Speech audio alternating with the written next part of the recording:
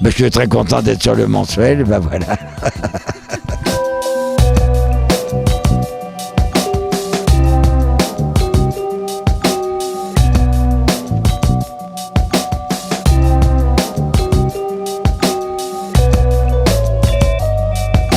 Les deux personnages ont plus de 80 ans et ils se sont connus, ils en avaient 20, donc c'est une amitié énorme.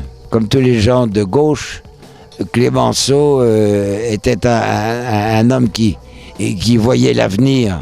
Et c'est un des premiers qui a été un grand admirateur de Monet. Et quand il était au gouvernement et quand il était président du Conseil, il a provoqué auprès de l'État de construire un musée qui existe toujours, qui est le musée de l'Orangerie à Paris, exclusivement pour que Monet puisse exposer ses nymphéas. Ça a été une énorme dépense. De son côté, Claude Monet, lui, a des problèmes de vue, puisqu'il est atteint de cataracte. Il a un problème très grave, et pour cause, pour un peintre, c'est qu'il mélange les couleurs et il n'arrive plus à distinguer les... Et donc il refuse, 3 fois ou 4 fois, il refuse l'inauguration. Il y a une date qui a été prévue d'inaugurer ça avec les ministres, ce qui provoque la colère de Clémenceau, parce qu'il dit je vais être accusé d'être un escroc et d'avoir fait dépenser des millions pour toi qui refuses. C'est le nœud, c'est le vrai sujet de la pièce dans leur amitié. Qu'est-ce que vous faisiez avant de peindre? Rien, j'ai toujours peint. Non, il y a quelque chose derrière ce refus, quelque chose que je ne comprends pas. Vous avez remarqué qu'il ne dort pas? Comment cela? Oui, mais moi j'ai remarqué. Ah bon? Oui. Vous non plus d'ailleurs. On m'a proposé cette pièce, je l'ai lue et je trouve ça très intéressant de jouer des personnages historiques. Ça m'est déjà arrivé puisque j'ai joué Fouché, j'ai joué Napoléon. Et il y a des reportages à la télévision parfois, vous savez, sur les conservateurs et sur les restaurateurs de tableaux. Et ben c'est un petit peu ce qu'on fait, nous. Je trouve que c'est amusant de prendre Clémenceau et puis d'essayer de restaurer ce qu'il était. Le théâtre, c'est pas la Sorbonne, et les acteurs, le metteur en scène et auteurs de théâtre, on n'est pas des historiens, donc on vient pas donner un cours d'histoire. Mais c'est intéressant quand même d'essayer de se rapprocher un petit peu au bout de quelques temps, après avoir beaucoup travaillé le Clémenceau de l'auteur. C'est amusant de lire des biographies, des autobiographies, des correspondances pour trouver des petites choses qui correspondent. C'est amusant, c'est intéressant. Ici, c'est 12h30, 7h. Chez moi, c'est midi, 7h30. Je voudrais une cigarette, s'il vous plaît. Eh ben ça me plaît pas, moi. Combien vous en avez fumé ce matin? 3 mois. Vous êtes un menteur, monsieur Clémenceau. Clémenceau, menteur. Il y a une des choses qui me plaît beaucoup dans la pièce, c'est que Clémenceau parle beaucoup de politique et ses opinions politiques correspondent parfaitement à aujourd'hui. Et ça me plaît bien. Les hommes politiques en prennent un bon coup et ça me plaît beaucoup. Les mots de Clémenceau sont célèbres pour être des mots sévères. Oui. Je m'arrange pour qu'on m'entende bien clairement. Il m'a tout de suite proposé un Démosthène. Et j'ai accepté. Démosthène. Pourquoi diable Démosthène? Et vous, pourquoi diable des nénuphars? Moi, je trouve que le théâtre est beaucoup plus facile que le cinéma.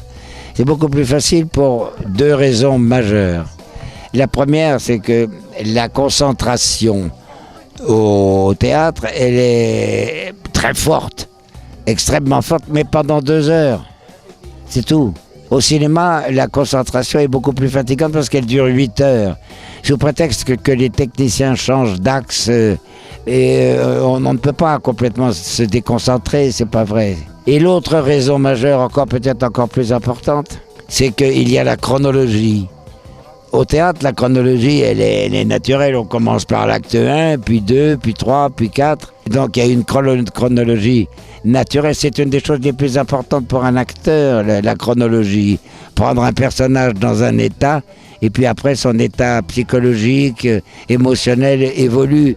Donc c'est très important qu'il y ait une chronologie. Cette chronologie, si on n'y fait pas attention, elle n'existe pas au cinéma, puisqu'on tourne dans n'importe quel ordre, vous le savez. Donc au cinéma, moi je travaille beaucoup avant, ce que j'appelle à la table, pour justement avoir cette chronologie. Parce que sans ça, si au cours de la même journée on tourne la scène 1, puis après la scène 32, puis après la scène 124, si on ne fait pas attention à cette chronologie, on joue tout pareil et ça ne veut plus rien dire.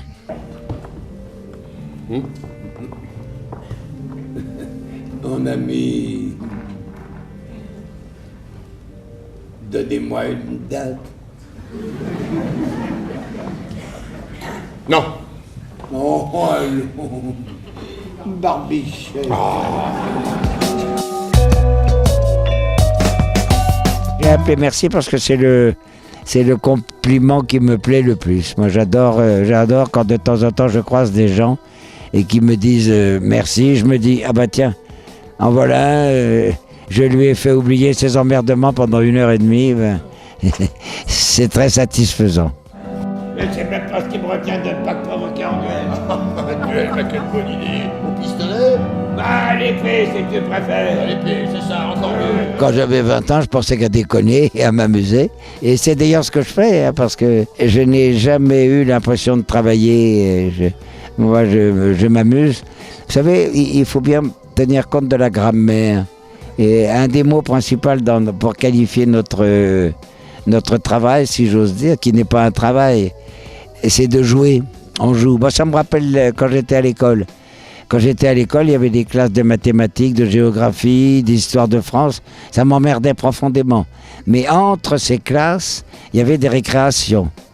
Et qu'est-ce qu'on faisait, nous, les petits garçons, les petites filles, je ne sais pas, mais les petits garçons, on jouait aux cow-boys et aux indiens.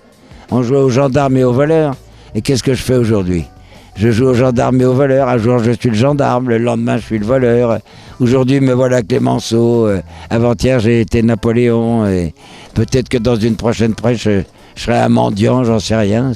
La vie que je mène sur scène est beaucoup plus amusante que la vie normale, quoi.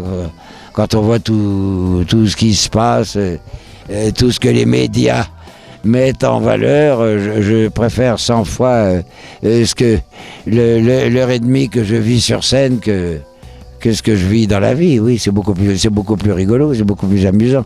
C'est d'ailleurs pour ça qu'on en a fait des pièces.